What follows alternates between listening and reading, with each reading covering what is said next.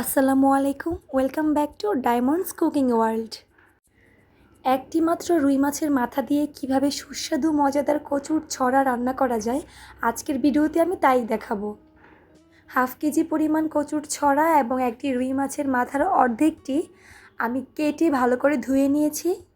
চুলায় একটি হাঁড়িতে তেল গরম হয়েছে, পরে লবণ দিয়েছি স্বাদ মতো, তারপর পেঁয়াজ কুচি দিয়েছি। এরপর ভালো করে নেড়ে চেড়ে যখন একটু ব্রাউন কালার হয়ে আসবে হালকা একটু পানি দিয়ে দিয়েছি যেন মশলাটা পুড়ে না যায়। দিয়েছি 1 চা চামচ হলুদের গুঁড়া, 1 চা চামচ মরিচের গুঁড়া। এর মধ্যে আমি দিয়ে দিলাম মাছের মাথাটি। খুব ভালোভাবে মিক্স করে নেড়ে চেড়ে নিতে হবে মশলার সাথে। আমি খুব ভালোভাবে মিক্স করে নিচ্ছি এবং বারবার নেড়ে দিচ্ছি যেন হাঁড়ির তলাতে না লেগে যায়।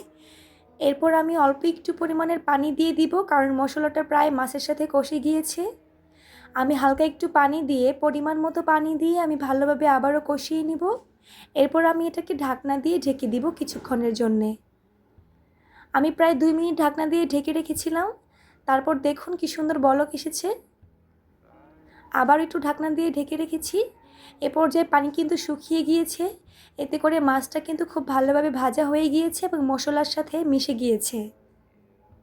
এরপর আমি কেটে রাখা কচুর ছড়াগুলো এর মধ্যে দিয়ে দিলাম। খুব ভালোভাবে মিক্স করে নিচ্ছি। যখন ভালো করে ভাজা হয়ে যাবে মশলাগুলো এর সাথে মিশে যাবে, এরপর আমি ঢাকনা দিয়ে ঢেকে দিব।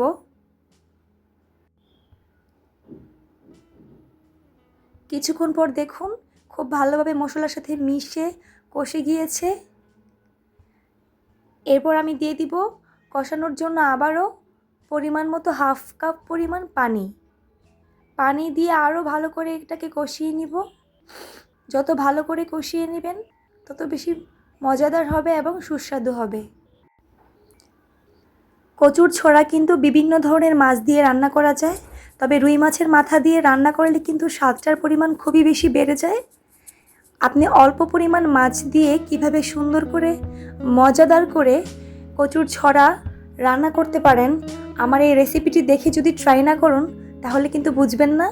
আমি এখানে ঝোল দেওয়ার জন্য 2 কাপ পরিমাণ পানি দিয়ে দিয়েছি। এরপর ঢেকে দিয়েছিলাম।